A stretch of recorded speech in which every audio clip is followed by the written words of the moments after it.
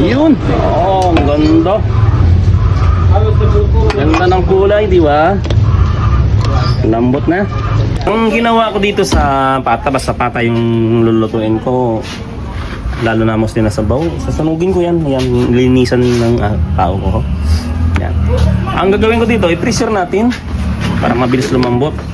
Pressure ko lang ng 20 minutes. Unahin natin yung gabi para kahit madurog yung gabi, maging malapot yung kanyang sabaw. Yan ang purpose natin. Tapos ilagay natin yung karni. Karni ng pork pata. Saka ilagay natin yung sahog. Mostly hindi ako nagkakamatis pag ganitong luto pero alam ba ang purpose ng kamatis? Mag-balance ng lasa at saka magpaganda ng kulay. Appetizer yung kulay niya. Temptation. Yan. So, kulay pa lang katakam-takam na. Titimplahan na natin to. Kung ano na to, baka ilipat ko mamaya dun sa medyo malaking kaldero kasi sabaw tayo eh. Parang napupuno ng asyo. So palambutin lang muna natin dito sa pressure. So magtimpla tayo, lagay tayo ng asin. Saka mag-balance tayo ng patis mamaya ha. Bitsin. Magic. Yan. Tapos pamintang marami. Ito hindi ko na saan pinakuluan para itapon yung dumi niya, yung ano yun, taba niya. Kasi sinunog na yung balat eh. Ay yung ano yung karne, kaya wala ka nang dapat na marumi yung ano niya. Natanggal na yun.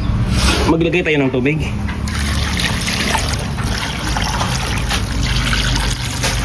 Yan, ganun lang karaming tubig.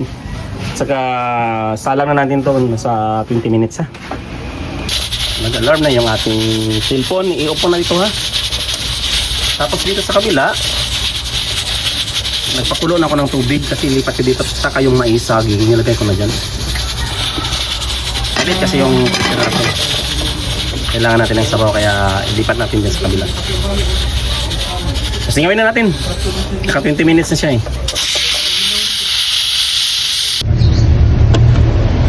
Yun. Oh, ang ganda. Ganda ng kulay, di ba? Lambot na. So ilipat natin dito sa malaking kaldero ha. Kasi man napakaliit eh. Ayan na, nilipat na natin yung kanyang ano sa malaking kaldero. Sakto na yung sabaw niya. Mag-add tayo ng ano, maglagay ako ng white sugar. Ganun karami. Basta mga sabaw-sabaw masarap yung white sugar. Tapos patis kasi medyo matabang yung ano natin eh. Balance. Tapos paminta.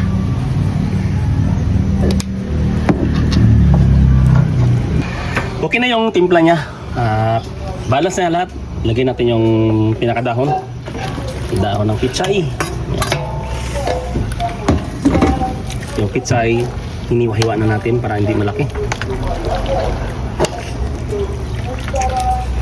Ito na yung ating menu ngayon. Panibagong luto na naman sa nilagang pata. Kailangan sunugin niyo yung pata ha. Kasi pag sinunog yan, lalabas yung aroma niya. Ano, nangingitim. Okay na to.